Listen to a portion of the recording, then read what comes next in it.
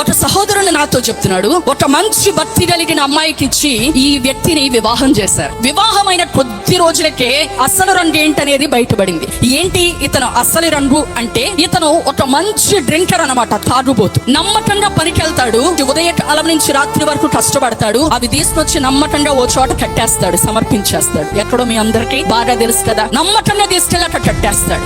ఇరుగు పొరుగు వాళ్ళు, బంధువులు, తల్లిదండ్రులు చెప్పారమ్మా, ఏది ఏమైనా కష్టమైన సుఖమైన నీ బ్రతుకు అతనితోనే, ప్రార్థన చేసుకో మారతాడు అని ధైర్యం చెప్తా ఉంటుంటే తల్లిదండ్రుల మాట నమ్మి అలాగే అతనితో కొనసాగుతూ ఉంది. ఏ రోజు అతని మీద ఆధారపడలా. 4 ఇళ్లలో పాస్ పనులు చేసుకొని, అంట్లు దోముకొని, షాపులు ఎదురుగా వాకిళ్లు ఊడ్చి, కల్లాపు జల్లి వాళ్ళిచ్చే 600-500తో బ్రతుకుతుంది. సరే, వివాహమైంది, మారలేదు ఇతను. మరేమన్నా పిల్లలు పుడితే అన్నా మారతాడేమోనని వాళ్ళు ఆశపడితే దేవుడు కనికరించి వాళ్ళకి 2 ఆడపిల్లల్ని ఇచ్చాడు. తొండ ముదిరి ఓసర వల్ల అయిపోయినట్లుగా ఈ 2 ఆడపిల్లలు పుట్టిన తర్వాత ఇతను మారలేదు. సరిగదా ఎలా అయిపోయాడంటే, ఇప్పుడు దాకా ఇతను కష్టపడి పని చేసుకుంటూ డబ్బులు సంపాదించుకొని తాగేవాడు. ఈ 2 ఆడపిల్లలు పుట్టిన తర్వాత నువ్వు సంపాదించిన డబ్బులు కూడా నాకు ఇవ్వు, నేను తాగాలని అడగడం ప్రారంభించాడు. పిల్లల్ని అసలు ఏ వస్తువు దొరికితే ఆ వస్తువు పెట్టి వీరబాదుడు బాధేసేవాడు. రక్తాలు వచ్చేసేటట్లుగా, చచ్చిపోతారేమోనన్నట్లుగా కొట్టేసి ఆ ముందుకి ఇతను ఈ అమ్మాయి డబ్బులు ఇవ్వకపోతే గనక ఒక భయంకరమైన క్రూరమైన జంతువులాగా ప్రవర్తించేవాడు. ఒకనొక రోజు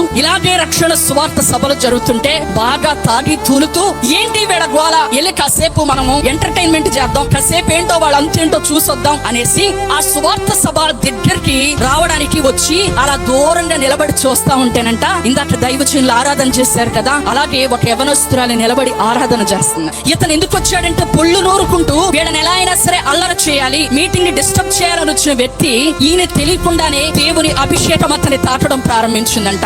దేవుని అగ్ని అతని తాకడం ప్రారంభించింది.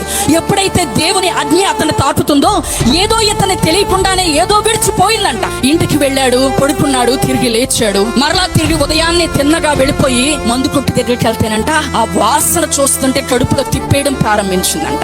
ఓ వామిటింగ్ సెన్సేషన్ వచ్చేస్తుందంట.